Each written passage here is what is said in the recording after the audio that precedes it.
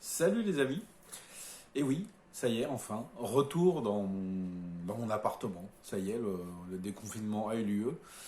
Je suis rentré chez moi, enfin. Mais même si le déconfinement a eu lieu, le virus circule toujours. Donc restons prudents et continuons d'appliquer les gestes barrières, les bons gestes. Mais aujourd'hui, on se retrouve pour parler cinéma. Cinéma d'horreur asiatique. Si je vous dis le fantôme d'une femme aux cheveux longs et une vidéo maudite, vous me répondez Ring ou Coming Soon. Eh bien, non, ce ne sont pas les films dont on va parler aujourd'hui. Aujourd'hui, on va parler du film Warning Do Not Play, un film d'horreur coréen sorti en 2019. Générique.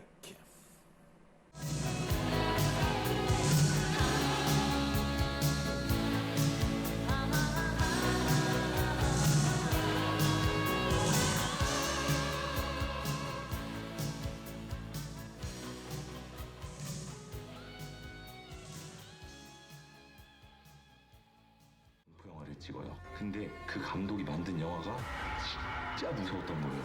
심장마비로 죽고 그럴 정도로. 그 영화 제목이 뭐야? Nous allons suivre durant ce film Mi Jung, une jeune réalisatrice débutante qui tente tant bien que mal de trouver des idées pour boucler son premier film, un film d'horreur.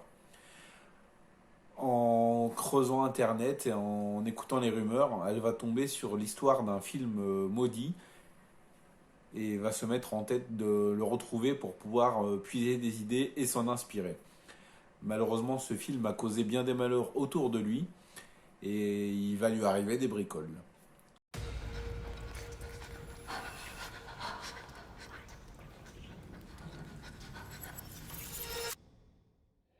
Voilà, c'est simplement résumé l'histoire du film. Alors dit comme ça, ce pitch, bon, ça n'a rien d'extraordinaire, hein. Un film maudit, une jeune femme qui va enquêter autour, rien d'exceptionnel donc au niveau du scénario, mais celui-ci se suit plutôt correctement. Et il faut dire qu'une grande partie du film est portée par l'actrice principale, Seo Ye-ji. Elle va donner corps à un personnage que je trouve plutôt intéressant, une jeune femme un petit peu égoïste et qui a l'habitude de manipuler les autres et de prendre seulement ce qu'ils peuvent lui offrir. Et voilà, et sans tenir à ça. On va voir plusieurs scènes où elle va soutirer des informations ou se servir de personnes pour obtenir des informations et se barrer sans leur dire merci ou même au revoir. C'est un personnage qui a une grosse part d'égoïsme et c'est quelque chose que j'ai trouvé plutôt rafraîchissant dans un film d'horreur. On ne suit pas du tout une jeune femme bien sous tout rapport. En fait, elle va pas du tout hésiter à entrer chez les gens sans leur permission, à fouiller dans leurs affaires, à prendre ce dont elle a besoin. Et on va avoir plusieurs scènes comme ça qui vont nous la définir comme un personnage qui est quand même assez mal dans sa peau.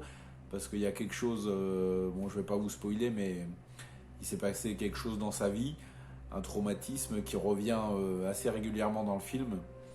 Bref, tout ça pour dire que ce personnage est plutôt intéressant et on s'attache à elle et en même temps on a du mal parce que elle sort du cliché de l'héroïne qu'on a entre guillemets l'habitude de suivre, quelqu'un de moralement appréciable, ce qui n'est pas du tout le cas de l'héroïne ici.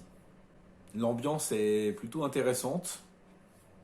On va avoir plusieurs scènes assez stressantes, notamment quand Mi Jung va pénétrer dans l'appartement d'un homme, un appartement sordide et très mystérieux. On va la voir parcourir toutes les pièces sans musique et sans jumpscare. On laisse vraiment plutôt l'atmosphère imprégner le film et donc imprégner le spectateur. On va avoir aussi l'exploration d'un cinéma abandonné que j'ai trouvé plutôt réussi, hein. C'est des lieux bon, qui seraient parfaits pour faire de l'urbex, mais qui, dans un film d'horreur, ajoutent vraiment un cachet, je trouve. Ces endroits délabrés, où il y a plein de recoins un petit peu sombres et sales, où on sent qu'il y a quelque chose qui se terre. Et voilà, je trouve que l'ambiance du film est plutôt soignée. L'esthétique du film est plutôt soignée aussi, la réalisation est propre.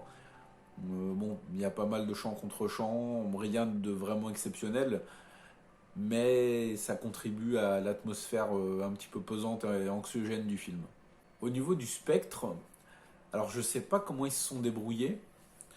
Déjà on le voit très peu, on le voit vraiment en plan fixe très peu, et je sais pas s'ils ont vraiment maquillé bizarrement l'actrice ou si c'est de l'image de synthèse.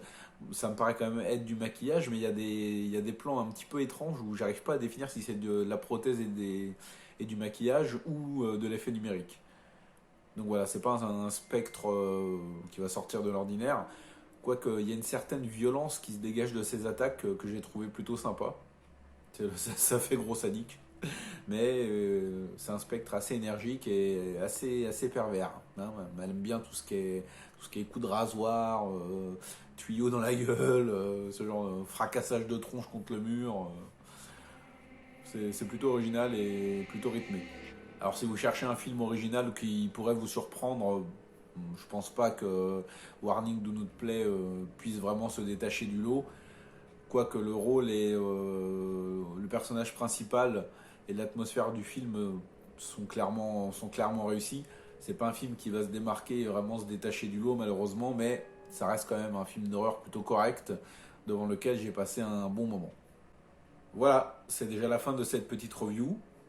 Si vous avez déjà vu le film, je vous invite à me dire ce que vous en avez pensé. Hein. Si vous projetez de le voir, n'hésitez pas à revenir me faire un petit retour dans les commentaires, ça sera sympa, on pourra en discuter. Si la vidéo vous a plu, je vous invite, et si vous pensez également que le film peut intéresser du monde, je vous invite à la liker, à la commenter et à la partager sur les réseaux sociaux pour lui donner davantage de visibilité et ainsi donner davantage de visibilité au film. Si mon contenu vous plaît, je vous invite à vous abonner et à activer la cloche là pour ne rien louper des prochaines sorties de la chaîne. Et sur ce, moi je vais vous souhaiter une bonne journée. Regardez du cinéma asiatique parce que vous savez que ça déchire. Salut!